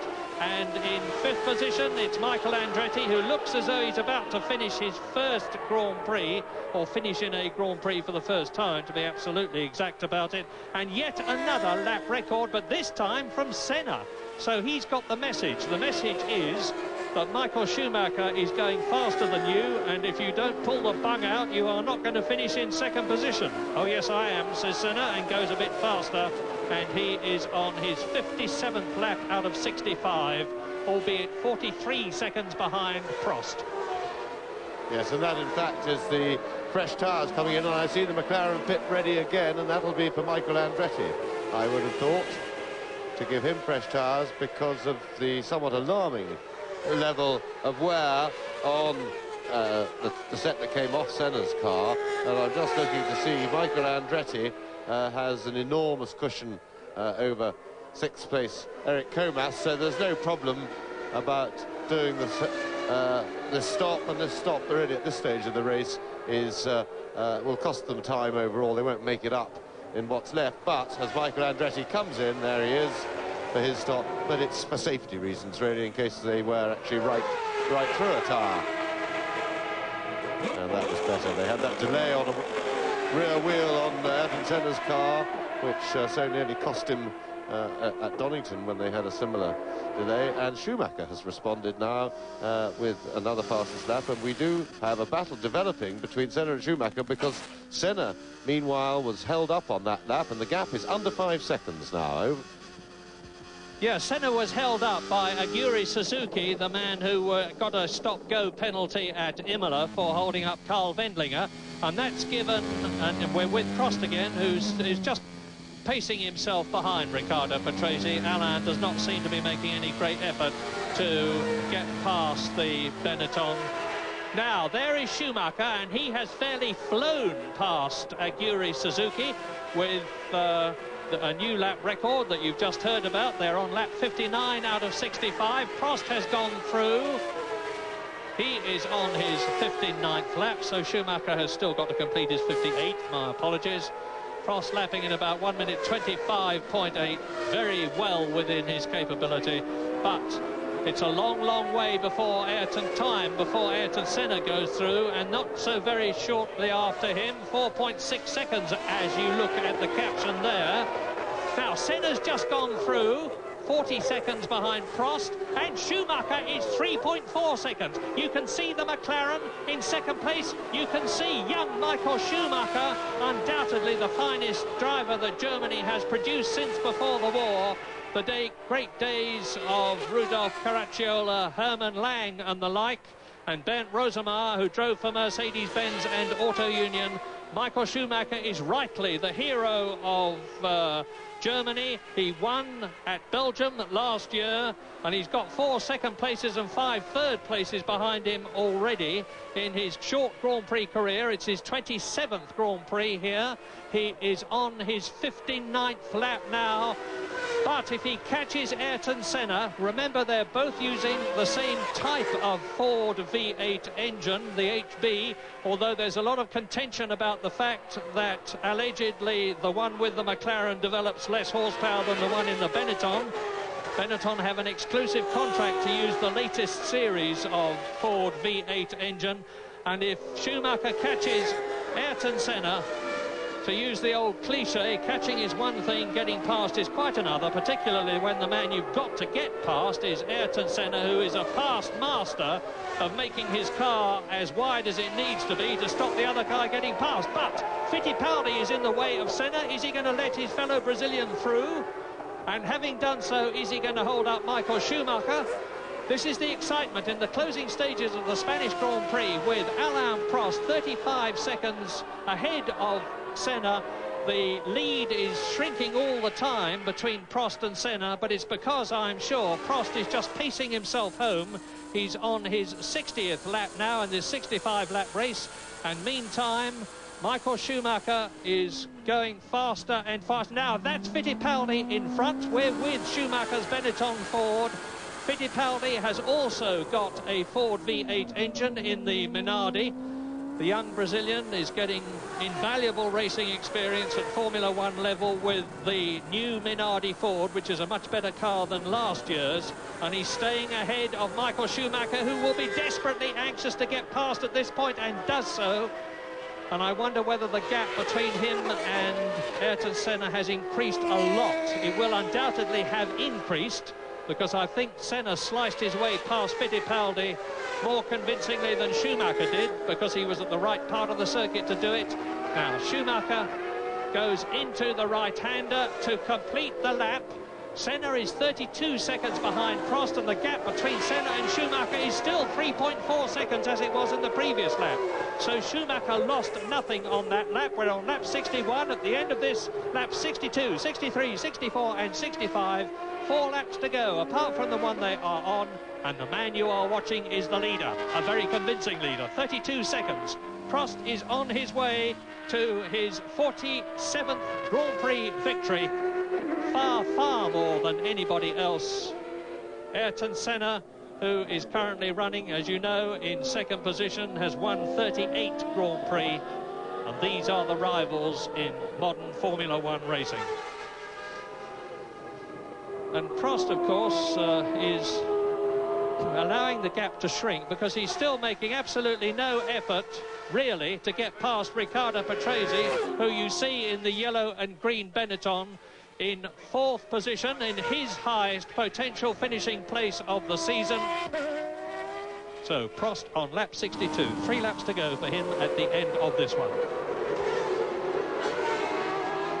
Yes, all very straightforward stuff for Prost. No interest in passing Riccardo Patrese, and it's around the Benetton team and Patrase's drive that rumour and speculation has centred this weekend in Barcelona, with the news that last Monday Sheridan Finn, a friend and representative of Nigel Mansell, was seen in a London restaurant eating with Flavio Briatore, head of Benetton, and with Bernie Eccleston, and that led to people speculating that it was already well known that Patrase's job was under review, but that a possible replacement could even be Nigel Mansell himself, who's not having the happiest of times in IndyCar racing, as Michael Schumacher continues there. You saw Senna's car from his camera, you had his view of Senna, and he's got markedly closer, smashing the lap record all the time. He's broken it time and again in this chase as Schumacher.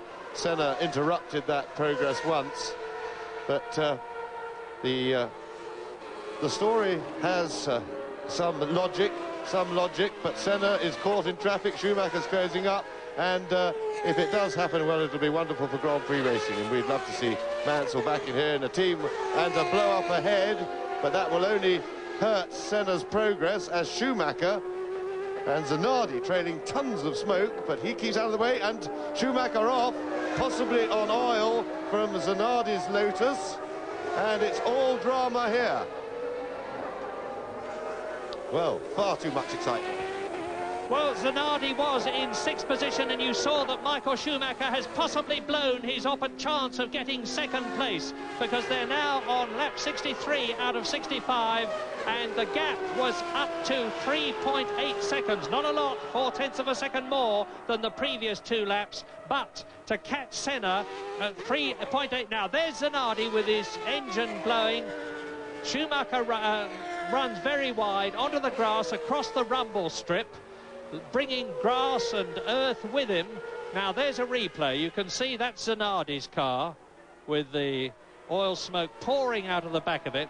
It's the second time that he's had an engine problem, because at Imola, if you remember, in the closing stages of the race, when he was challenging for a place in the points, he had a gigantic explosion, flames out of the back of the car, the left rear wheel came off, and he toured very much to a standstill. But now we're on lap 64. Alain Prost is on the penultimate lap.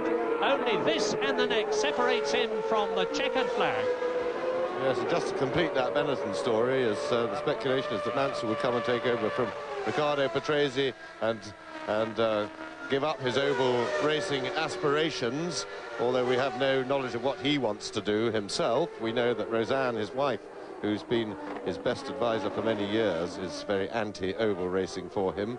And in the meantime, it would then be expected for Michael Andretti, particularly after today's performance, which really can't give him a lot of hope for the future, would like to go back to what he considers to be his car and the car he developed that Mansell has been driving, and race there, which would open the door for Mika Hakkinen, who sat so patiently in the wings at McLaren this year. So it's a jolly nice story, everything fits, but nobody's quite sure whether anybody wants to do it. I would take money that it doesn't happen, but don't hold me to that. But Alain Prost now, after having driven an absolutely immaculate race and taking the lead from his teammate Damon Hill on lap 11, has demonstrated yet again that his nickname of the Professor is the right one to apply to him. His race has been smooth, it has been calm, and he has not put a wheel wrong, and he now has about 2.5 miles to go between him and his 47th Grand Prix win. Yes, another fine professional job by Alain Prost. Once again, we saw his patience at the beginning of the race when Damon Hill made the better start. He played himself in gently, turned up the pressure steadily, and then swept by into the lead. And really, it was all over. I think the Williamses were playing with each other a little bit, and that they weren't really racing, certainly not in a totally committed way. And then, most unfortunate for Damon Hill, the engine blow up. That's a very, very rare problem with Renault, that it should happen in a race, considering all the miles of testing, because they hardly ever have engine trouble. And that cost him 6 points. But the grateful recipient of those points will be Ayrton Senna, who will be pleased that he's managed to retain second place, because he's had a pretty dramatic last few laps, what with a delayed pit stop, an unexpectedly long stop, which put Schumacher in range and then having to fight off Schumacher. So Prost coming up to the line. To take the lead in the World Championship, and Alain Prost wins the Spanish Grand Prix as he did in 1988 and 1990. 10 points takes him into the lead in the World Championship, 4 points ahead of Ayrton Senna. And in third position, Michael Schumacher, with Damon Hill in fourth position in the World Championship. But in the race, of course, Prost wins. Senna, you just see across the line. There is Gerhard Berger finishing sixth for Ferrari's only second point of the year, as you watch Michael Schumacher finishing in third place, and we wait for his teammate Riccardo Patrese to come through, but he has been passed and by Alain Prost, so he finishes a lap down. Race order in Spain then, Alain Prost the winner, and we're with him now. And incidentally, if you wondered what that lettering in the middle of the steering wheel is, it's instructions to him for how to set up the active suspension. That's just a thought. Prost the winner, Senna second, 18 seconds behind the Frenchman. In third place, Michael Schumacher, 10 seconds behind Senna. In fourth place, and the second Benetton, Riccardo Patrese, his highest finish of the year. Michael Andretti not only finishes a Grand Prix for the first time, but finishes in the points to score 2 World Championship points for himself and for McLaren. Within sixth position, the Ferrari of Gerhard Berger, some reward for a very determined Spanish appearance, both in practice and the race for the Austrian, and it's only Ferrari's second point of the season. Seventh, Mark Blundell. Eighth, Christian Fittipaldi. Ninth, Eric Comas. 10th, Aguri Suzuki. 11th, Thierry Boutsen. In 12th position is Rubens Barrichello, so both the Jordans are home, although not in the points. And in 13th position, the last finisher, Derek Warwick, in the footwork, because Zanardi retired with that colossal engine problem and was then 5 laps behind. So Alain Prost, my apologies, my mental arithmetic didn't work very well in the stress of the moment, is now 2 points in the World Championship ahead of Ayrton Senna, and that won't please the Frenchman all that much, because as I said at the beginning of this race, he is very concerned about the potential performance of Senna and the McLaren Ford at the next Grand Prix, which is at Monaco on May the 23rd. The most exciting and glamorous Grand Prix of them all, the street race around the streets of the Principality. Michael Schumacher, by finishing third in the race, is now third in the championship with 14 points, having displaced Damon Hill, who moves down to fourth position in the championship. And of course, Williams have increased their Constructors' Championship lead to 12 points over McLaren, with Benetton in third position, some 15 points behind McLaren. Charlie Whiting, the FISA scrutineer in the blue shirt, is just waiting to get the cars into the Parc Fermé, an enclosed area where they are examined by the scrutineers. That is Michael Andretti, who must feel very pleased that at last he's broken his jinx and has finished in a Grand Prix, having failed to do so in South Africa, in Brazil, in Donington, and at Imola in the San Marino Grand Prix, and by doing so has scored World Championship points. Well, an eventful Spanish Grand Prix. The Williams, which I said was fabled for its reliability, was unfortunately let down by an engine problem in the Renault department, and that's very, very unusual indeed. And Damon Hill thereby failed to get his second place. Would he have beaten Alain Prost? Well, you've heard James say that it looked a bit more like an exciting demonstration than an exciting race for the lead, but who knows? We never will, because Damon Hill did not finish.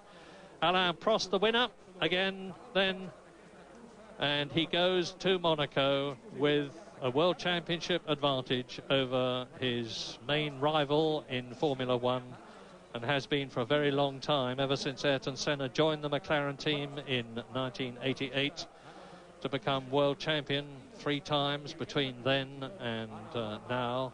Alain Prost, another 3 times World Championship winner. Michael Schumacher, the most outstanding newcomer of Formula One in the last couple of years, finishes 3rd on the podium again. He's almost making it his property, the podium, with his regular appearances. This very sensible, pragmatic, young, old head on young shoulders, German Michael Schumacher. Riccardo Patrese has retrieved some of the honour that he may unfairly have thought that he had lost by finishing his highest position of the year. And you're watching Ayrton Senna now. Riccardo Patrese in 4th place, and that means to say that both the Benettons, of course, were home, as were both of the McLarens in the top 6 World Championship points positions, with Gerhard Berger finishing in 6th position. Some encouragement for Ferrari, but not a lot. This great and proud Italian concern, which has had such a marvellous career in Grand Prix racing, won't be very satisfied with 1 point. So Schumacher on to the 3rd step of the podium. You can see Alain Prost making his way to the highest. The yellow overalls of Schumacher, the blue overalls of Alain Prost, the red overalls of Ayrton Senna, who has still, as far as we know, not actually signed for McLaren for the whole season.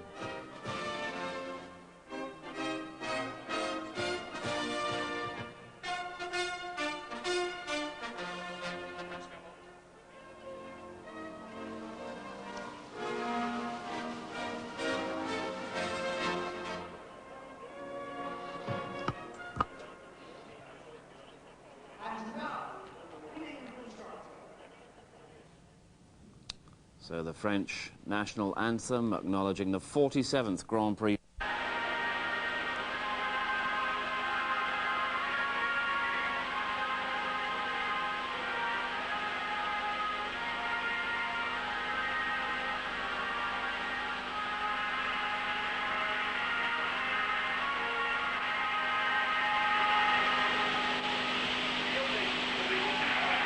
Three drivers on the rostrum while we're watching a replay from Alain Prost.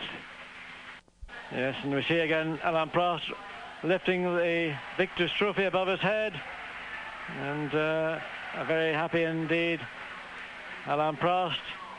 His day's work fully productive from him, and Ian Harris, the team manager of the Williams Renault team, up picking up the team trophy.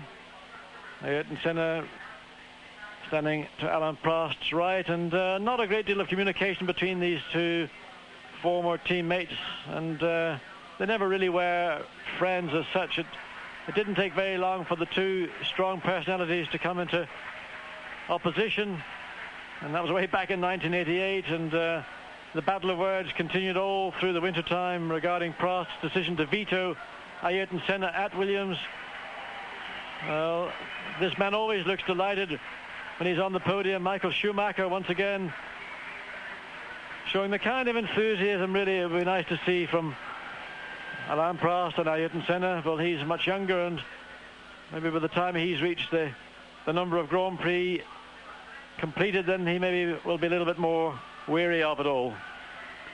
Michael Schumacher has now taken 3rd place away from Damon Hill in the Drivers' World Championship, while the champagne is being sprayed. Well, Ayrton Senna already off the podium. Michael Schumacher spraying Alain Prost. Caps and so on and so forth being thrown to the crowds beneath. And in a few moments now, the three drivers will move off into the press conference, and we'll join them in a few moments.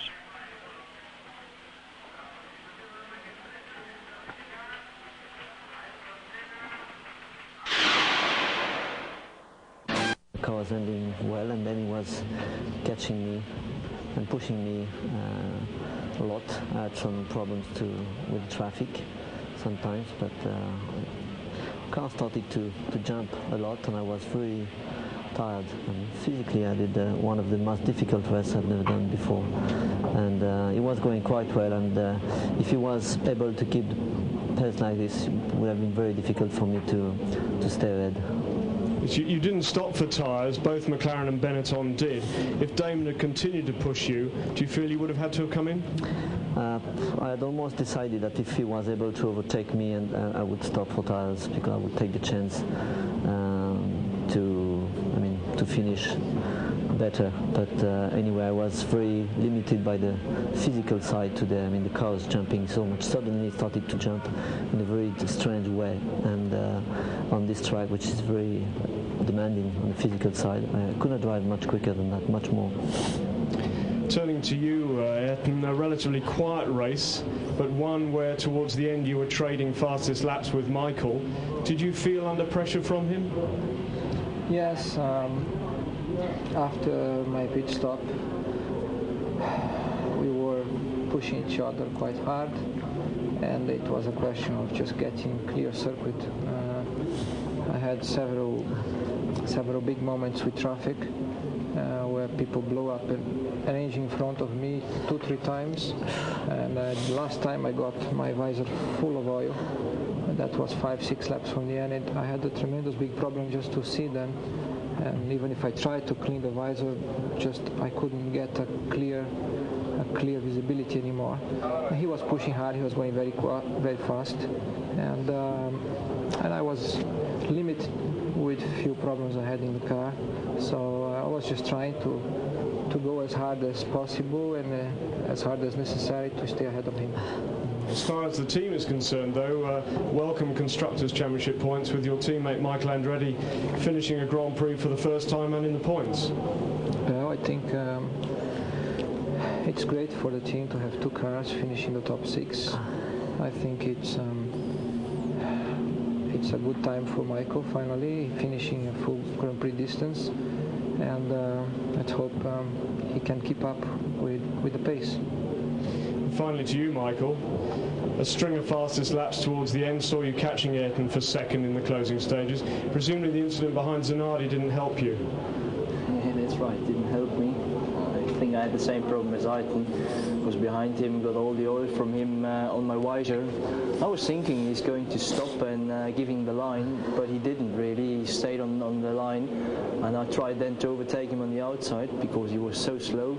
But there was so many dirt on the outside, I just couldn't turn in anymore, and I just went straight into the gravel bed. And actually I'm quite happy to finish because of this. As well, my tyre change was the reason we got vibration in the tyres, and because of this vibration I got a gearbox problem, and gearbox was shifting all the way up and down itself, and I had some nice moments by this, but anyway, I was quite lucky to finish this race, and third position is a great place for our team and for me. Thank you, Michael. So just turning and looking forward 2 weeks, Monaco. Nobody else has won at Monaco since 1983. Ayrton has won 5 times, Alain 4. What do you think the chances of levelling the score are, Alain? I think it's going to be very difficult. I'm sure that Ayrton is going to push very hard at Monaco. The difference we have with the engine power is going to be, less important in Monaco, and I think it's going to be very hard. Your feelings, Ayrton? Wait and see. And Michael, of course, you must relish the opportunity of racing at Monaco. You've gone there well there in the past. I think Monaco should be as well for us a circuit which will be good. Especially we can hope for the traction control in Monaco. I mean, I'm waiting since I don't know for it, but now it should arrive for Monaco, and this will certainly help us, and maybe we can close up the gap to the other front runners. So we've got a lot to look forward to in 2 weeks' time. To all three of you, congratulations. Thank you very much. Thank you. John, your remarks on this? Well, I think Senna's comment about wait and see, it doesn't tell us whether he's going to be racing or not. It just means, but it says wait and see. But I still stand by what I said. I think that Williams and Prost and Renault and Damon Hill will have the advantage, and we know how good they are in qualifying, and I think it'll be quite difficult.